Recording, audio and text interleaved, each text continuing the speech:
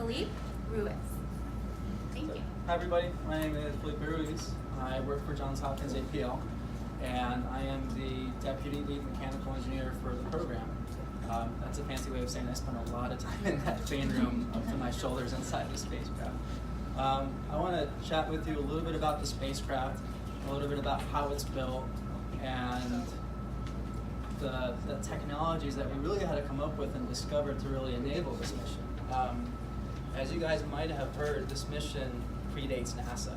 This was originally proposed in 1958, and it's really one of the last missions that we haven't been able to accomplish because we just haven't had the technology to accomplish it. Flying around the sun is difficult, and it's difficult for a number of reasons. The first and foremost being the thermal environment around the sun is brutal. When we're close to the sun at our closest approach, we see 500 times the heat that we see here on the planet. It's also difficult from the point of view of autonomy, where the spacecraft has to be very, very autonomous. There is no human controlling it. There is nobody behind a joystick. She flies by herself. So we really had to come up with 3 key enabling technologies to fly this mission. The first was the heat shield, which I won't talk too much about because Betsy's in the back, and that's Betsy's pride and joy. The second was, how do you power a spacecraft around the sun? Yes, we're close to the sun, and yes, you get a lot of solar flux, but it's tough to power a spacecraft with solar cells around the sun because, again, you get so much heat that you need to design the right solar cell, you need to design the right solar array to keep that cool. One of the key enabling technologies on the Parker Solar Probe mission is that we're flying the first actively cooled arrays.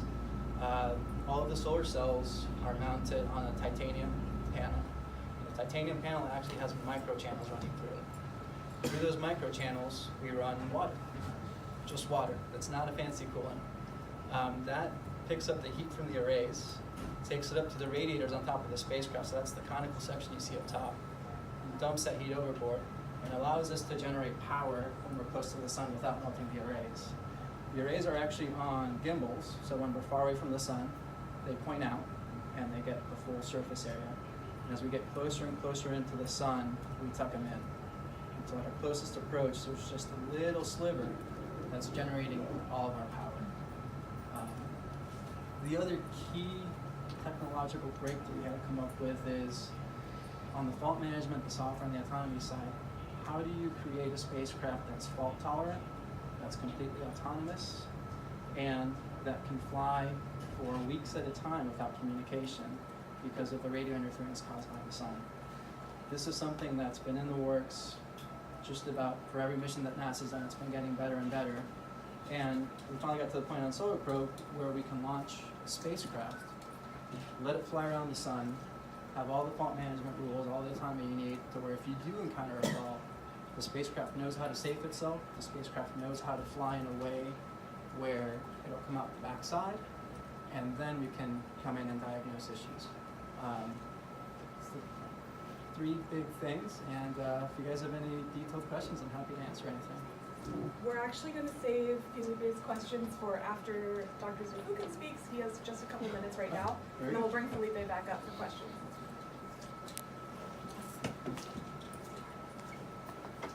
Last thing I ever want to do is displace an engineer. I apologize. So I'm Thomas Zurbuchen, Dr._Thomas Z. That's my Twitter handle, and I'm running NASA Science. So that's 107 missions that are in various states of development. Many of them are flying all the way from Earth, space surrounded, heliophysics, planetary, down to looking in the deep universe and astrophysics. So really excited to be here. I want to tell you, for me, the Parker Solar Probe is really unique, and you may or may not know, I wrote, of my 200 publications, probably 150 or so are on the solar wind. And so basically for me, knowing Parker personally, as getting to know him as a scientist, being mentored and encouraged by him, but also then being part of designing this mission, not by building it. I was early on, kind of the science and technology definition team. What should the mission be about when this new kind of strategy was invented, the new orbit that is now the Parker Solar Probe orbit, you know, with Venus on the one hand and the other side cranking in.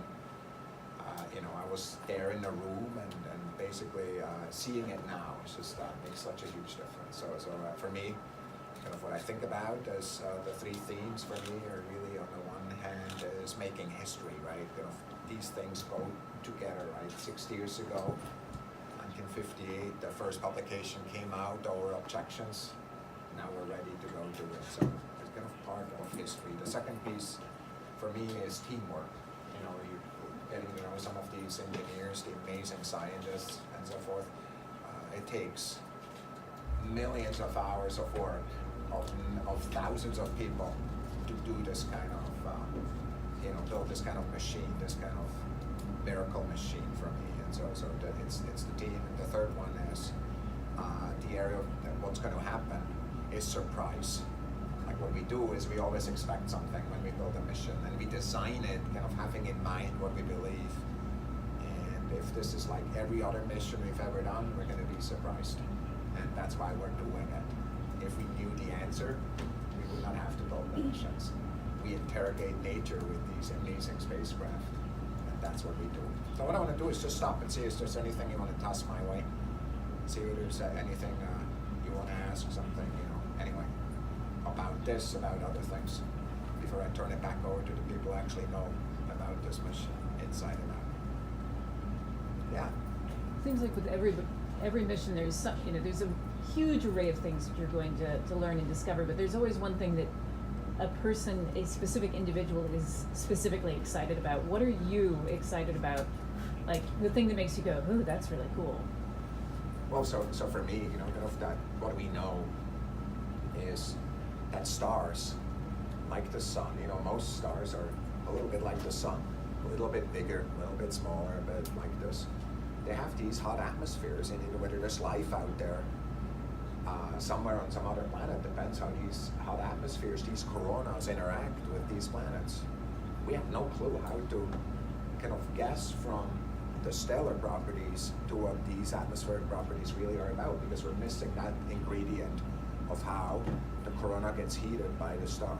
That's the essential part. What's really different about how I'm formulating the problem is I'm doing it in the context of more than one planet. Of course, it's really important for our planet, but what I'm equally excited about is the other thousands of planets that we're discovering, in other solar systems. What we're learning here is kind of the Rosetta Stone for every other understanding, including questions that are as profound as, you know, philosophers thousands of years ago would have written about. That's what we're about. That's the exciting part for me. Yeah, go. How did you get into your position? That's a good question. Somebody really made a mistake. So the short and the long is that the reason I'm here, by the way, I just want to tell you, I'm the first in my family to graduate from college. And so it's the communications that you and others do that really change lives, right? And so it's really important that I spend time as much as I can with this team and others, you know, kind of to really explain science, because that's what did it for me. I still have the book. If you ever visit me at NASA headquarters, I'll show you the book that I got for my 8th birthday, really, and I always kept it. So I went to college, studied physics, astrophysics, got my PhD, and then moved from Switzerland, that's where my accent is from, to the US for 1 year in '96, never went back. Became a professor at the University of Michigan worked there for 20 plus years, and then did a number of things in science, but also innovation, started some businesses and so forth, and then I basically started this job 2 years ago, and it's kind of really accelerating. It's really coming together for kind of what I learned as an educator, because coming together what I learned as a leader, and coming together as what I learned as an engineer. I built some space instruments that are flying right now. Like the first one I ever built, I built in '93, 32. It's still flying, it's part of that portfolio up there still. If you look towards the sun, roughly 1 million miles towards the sun is the one thing I built. I always knew that, right? And so for me, it all comes together. But that's the path.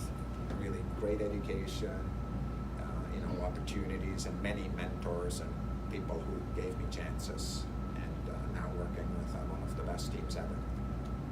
Yeah.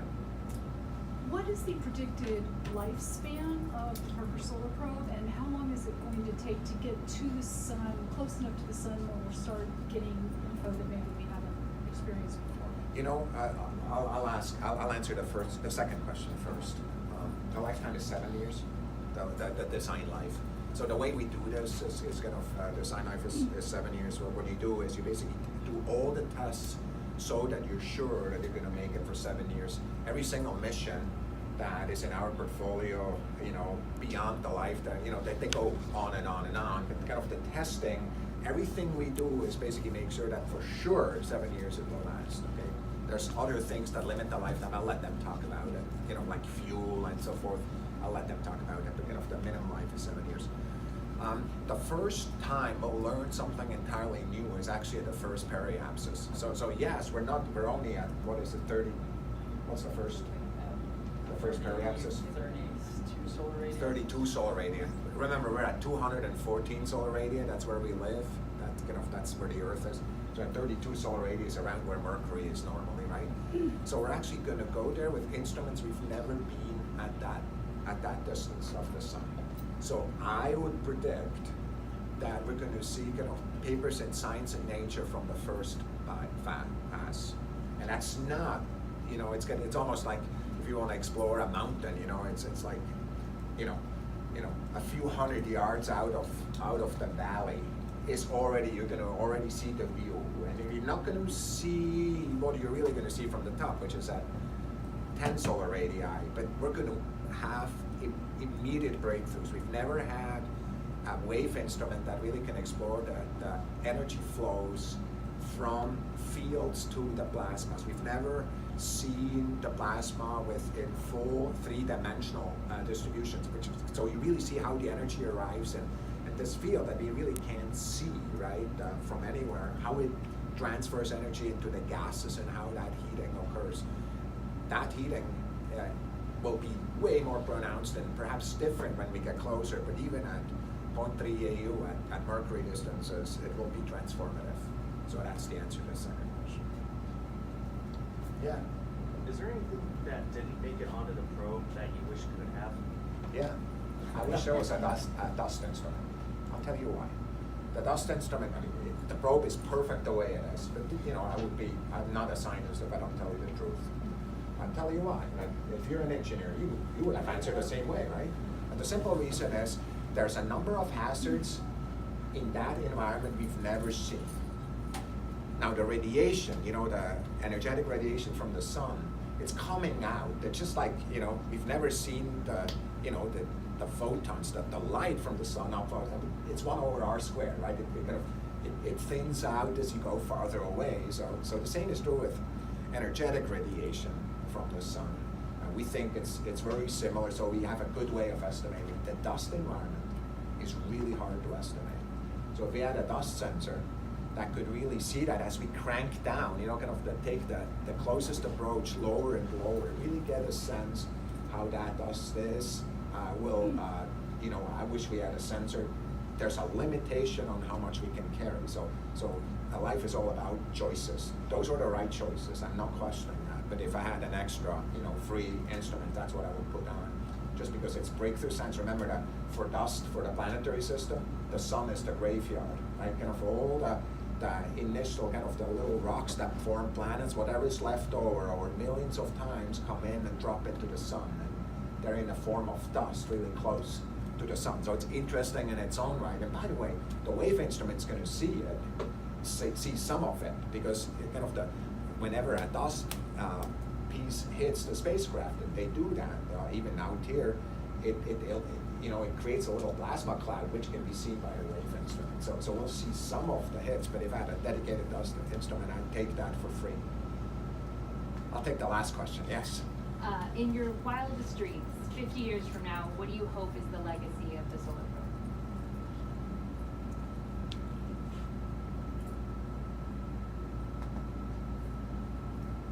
That's actually a good question.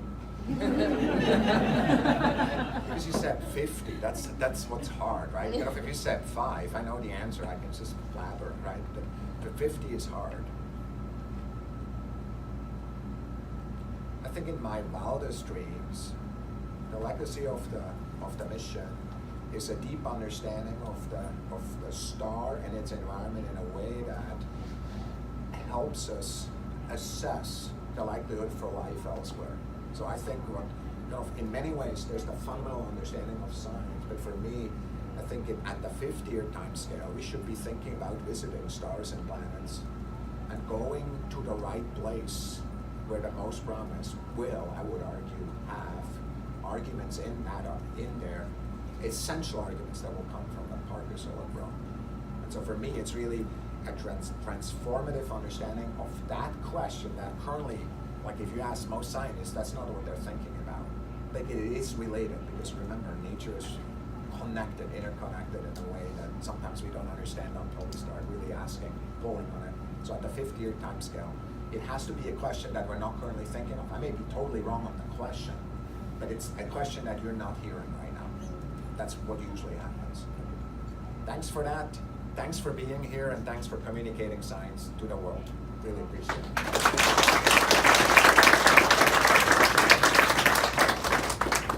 All right, I think Felipe has just a couple minutes before he has to go, so we'll take some questions now. And Betsy, you want to start getting set up? Well, the only thing I was going to suggest is I can do the quick blowtorch intro and kind of give the other half of the bit, and then we can take questions together. I'm sure. How long do you have? Got an 11 o'clock, I got a call. Okay. Sorry. Quick question. But I can be a little late, so go ahead. So you mentioned a little bit earlier that Parker Solar Probe will be able to take care of itself and react if something goes wrong. Is that like how Opportunity went into safe mode during the dust storm, or like how Kepler managed to go into a safe mode after its fuel tanks went low? That's exactly right. So we have a lot of what we call flight management rules that kick off contingency scenarios in the spacecraft. It's really, really difficult for us because when you're close to the sun, you have very little margin for something to go wrong. Yeah. You can't let the spacecraft tumble. You can't let the spacecraft point in any other direction except with the shield straight at the sun. And so the margin of error is very, very small. And the challenge is, yes, you have safe modes, and all spacecraft have safe modes. But how do you design those safe modes such that the spacecraft keeps flying and stays physically healthy? And how can you make sure all of those safe modes and all those different contingencies and just every little issue you can think of, how do you come up with programs for it to react the right way for a specific situation? Thank you. Questions? Yeah, go ahead. So you started talking about the shield, which I know we'll get, Yes. and the water cooling. How do you test that here? Like, how do you get the temperatures that hot to test these things? So, and you can talk more in detail about this than I can, so I'll give it a quick spiel. Every spacecraft goes through thermal vacuum testing, which simulates the mission environment in space. For Parker Solar Probe, what we did was actually build a thermal simulator for the thermal protection system. And instead of putting in all the heat that would go into the spacecraft with the TPS on top, we replaced the TPS with essentially a big heater that simulated the conditions the TPS would be in during close approach. And then that gives you the right boundary condition to put the right amount of heat into your spacecraft and simulate it that way. But you can't actually get it as hot as the sun.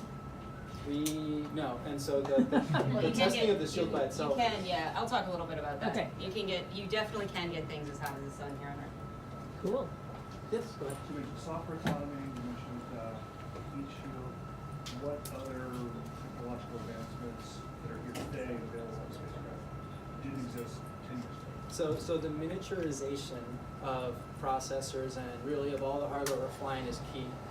Flying to the sun requires an immense amount of energy, which is why we have a very small spacecraft, a very light spacecraft, on one of the biggest rockets currently in operation. The reason for that is if you picture the Earth going around the sun, we've got quite a bit of velocity from the Earth. And to get into a close orbit around the sun, you actually want to lose an appreciable portion of that velocity. And so when we launch, we're actually launching against Earth's velocity, and we're trying to lose all that Earth orbital speed to bring the orbit in closer. It's why we swing by Venus when we do a gravity assist by Venus. We don't do a gravity assist in the way that you do it at the outer planets, where you gain speed to get to where you're going. We actually donate some of our energy to Venus. We lose speed. Venus picks up a little bit of speed. And that, again, brings us in closer to the orbit.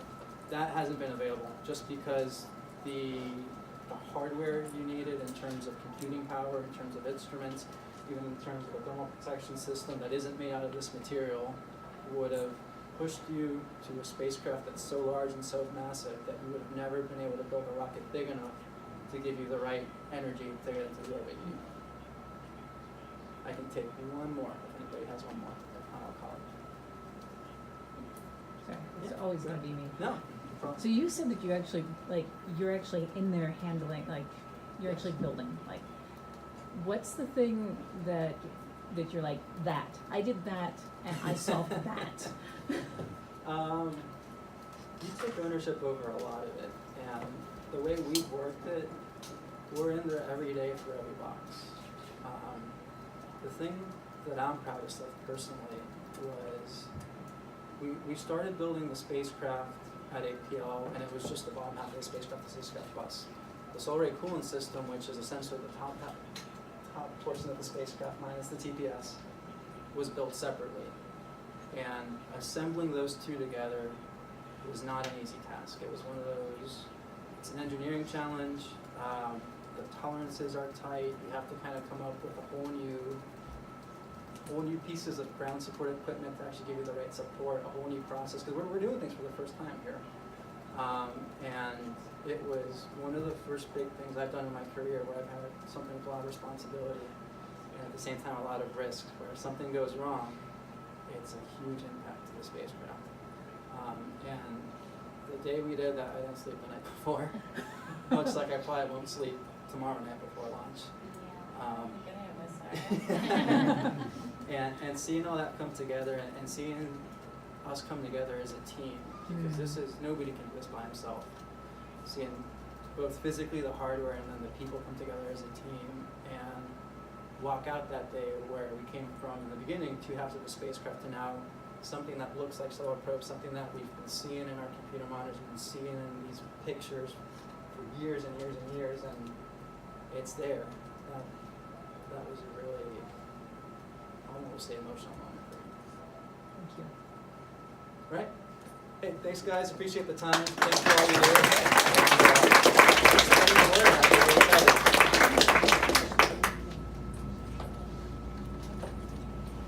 All right, next we have our cool demonstration of the heat shield. So we've got Betsy Congdon here. She's with the Johns Hopkins Applied Physics Lab, APL, and she'll be demonstrating how this all works. So so I'm Betsy Congdon. I am the lead engineer for the heat shield on Parker Solar Probe, and lead a team of people that made this possible. My Twitter handle is bcong, which is BCONG20.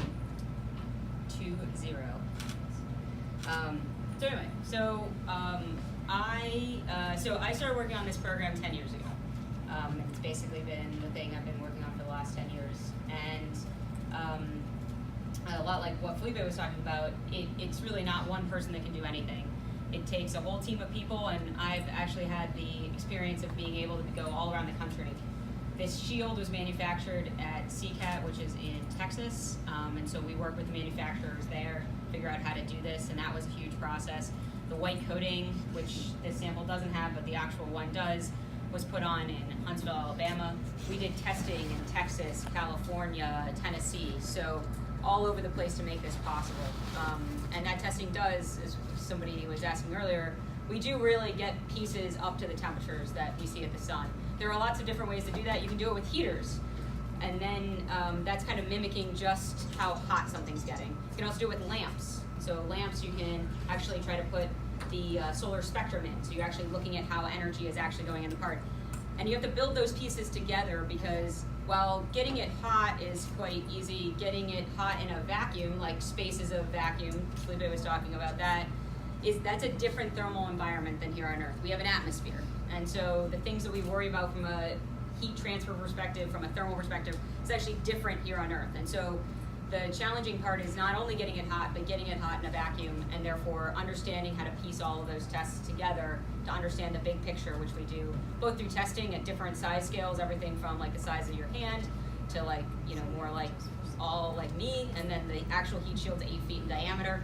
So you kind of built this big test program together with analysis and all sorts of scale testing to understand how it will actually behave in the sun and demonstrate that it's going to behave and stay between us and the spacecraft throughout the 7-year mission. So this is a real heat shield sample. It is the right thickness. I mentioned that it's 8 feet in diameter. It's about 160 pounds, so very lightweight. It hardly weighs anything at all.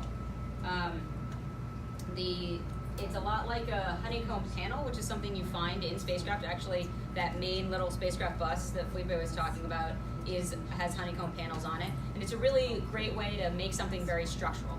So you basically have 2 outer face sheets and a core, and it's all bonded together so it can take loading in a very light way, and it's a common thing that's used in spacecraft and airplanes. But this one is just a superheated version of that. So you have 2 composite face sheets. It's a lot like graphite epoxy you might find in your golf clubs. It's just been superheated. And then you have a carbon foam on the inside, which is allowing the thing to take heat.